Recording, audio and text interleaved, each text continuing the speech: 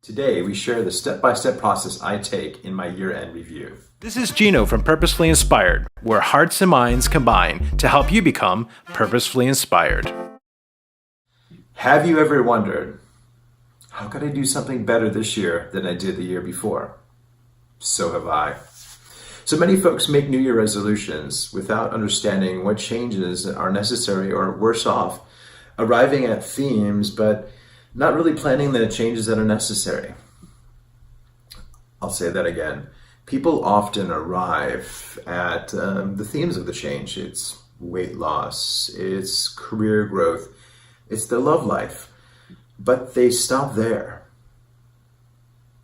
And they do not put a plan around the change that they desire. So let me share with you now some key steps in the past year review for success in your new year. So step one is to take a notepad or a piece of paper and create 2 columns. Label the first column positive and label the second column negative.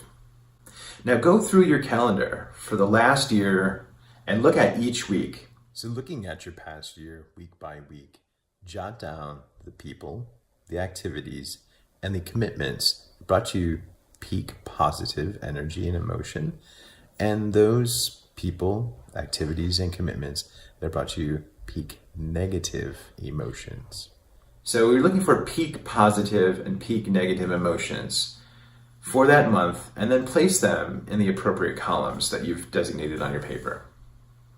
Now, after you've gone through the entire 12 months of this last year, it's the time to analyze. It's time to understand where were the areas that you most had around the peak positive, those that really gave you the right mental state, the support, everything that you needed to be successful in the previous year.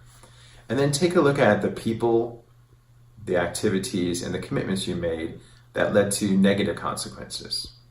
It's really important to understand the things that really are holding you back, because until you get those things out of your way, you'll be only going at a fraction of your true potential.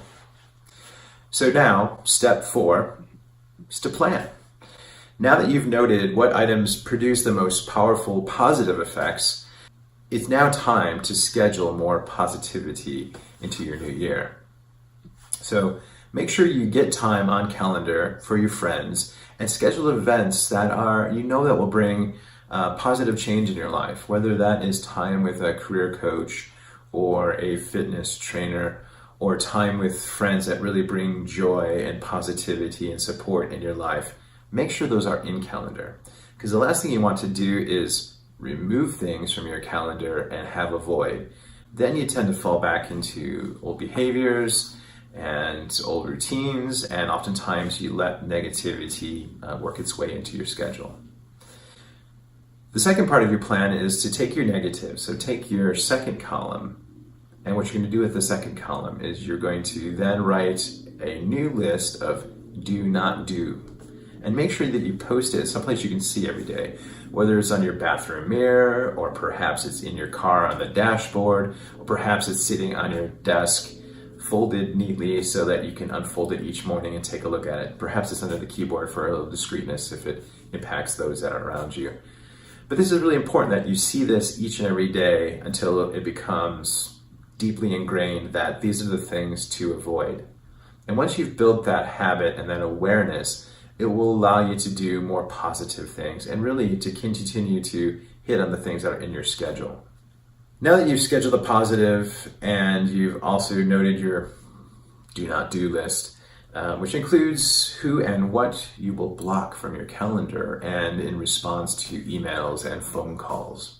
Remember, it's not just enough to remove that negative, because that will just free up more time. You must get more positivity into your life, so schedule it now. Don't wait.